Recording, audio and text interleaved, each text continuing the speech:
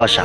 তিনটি জিনিস থেকে দূরে থাকা উচিত: মিথ্যা, অহংকার আর অভিশাপ। তিনটি জিনিসকে চিন্তা করে ব্যবহার করা উচিত: কলম, কথা আর কদম। একটা কথা মনে রাখবেন, নুপুরের দাম 1000 টাকা হলেও কিন্তু তার স্থান পায়েই হয়, আর টিপের দাম 1 টাকা হলেও তার স্থান কপালে। যে নুনের মতো টিট করতে জ্ঞান দেয় সেই আসল বন্ধু। ইতিহাস সাক্ষী, নুনে কখনো পোকা ধরেনি, আর মিষ্টিতে তো প্রতিদিনই পোকা ধরে। পিঁপড়াও সারেনি।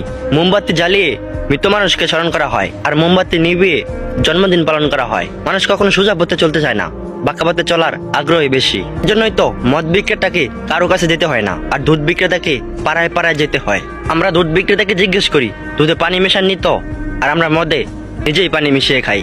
আজ পর্যন্ত মানুষকে এতটুকুই বুঝলাম যে তাকে জানোয়ার বললে খেপে যায়, কিন্তু সিংহ বললে খুশি হয়। মানুষ বড়ই আজব প্রাণী। নিজেকে পরিবর্তন করতে শিখুন, কারণ একদিন আপনি আমাকেও মৃত্যুবরণ করতে হবে।